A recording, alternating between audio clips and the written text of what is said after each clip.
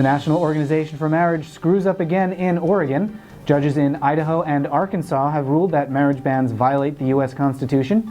Following another round of hearings, rulings are due any day now in Virginia and Pennsylvania. And a new lawsuit in Alaska leaves just 3 states with an unchallenged marriage ban. For the American Foundation for Equal Rights, I'm Matt Baum, and welcome to Marriage News Watch for May 19th, 2014. Let's start with Virginia, where AFER's attorneys were back in court last week to defend their previous victory. Earlier this year, a federal district court overturned Virginia's marriage ban. That ruling was appealed, and now that arguments are done, we hopefully will have a ruling within the next few weeks. From there, it's on to the U.S. Supreme Court.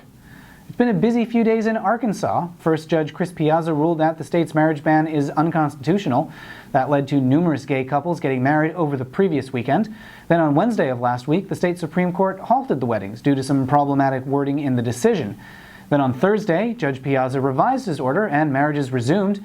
He also rejected an attempt by the state to put the marriages on hold and cited the irreparable harm caused by the marriage ban. But then on Friday, the Supreme Court once again halted the weddings. So marriages are off in Arkansas. They're also off in Idaho. A federal judge ruled against that state's marriage ban last week. Judge Candy W. Dale ruled that the state's justification for the marriage ban was, quote, so attenuated it is not rational, unquote, and ordered marriage to begin on Friday. But before that could happen, the state appealed to the Ninth Circuit, which ruled that marriages would have to wait until after an appeal. The National Organization for Marriage had a big setback in Oregon this week. A judge has overturned that state's marriage ban. Previously, NOM had attempted to intervene in the state's marriage lawsuit, and they had a hearing on Wednesday of last week. But Judge Michael McShane ruled that their request came too late, and now they won't be allowed to participate. NOM also suggested that McShane was unqualified to rule in the case because he's gay. McShane overruled that argument as well. Pennsylvania also saw oral argument last week. There are currently 5 lawsuits in that state, and both sides have requested an expedited ruling. And there's a new lawsuit in Alaska. 5 couples have sued the state for recognition. Now the only states with an unchallenged marriage ban are North Dakota and Montana. A lawsuit is currently in the planning stages, but not yet filed, in South Dakota.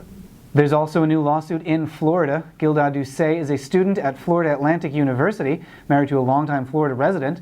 Ducey applied for spousal financial assistance, but was turned down because the state doesn't recognize their Massachusetts license. He's now suing the state for recognition. And finally this week, a new study from the Williams Institute indicates that marriage equality would add $39 million to Indiana's economy over the next 3 years. Indiana organizers recently defeated an attempt to add a marriage ban to the state constitution. Their state still has a statutory ban on marriage, but there are currently 5 separate lawsuits challenging it. Those are the headlines. Subscribe here on YouTube to stay up to date on all these stories. For the American Foundation for Equal Rights, I'm Matt Baum. Thanks for watching. We'll see you next week.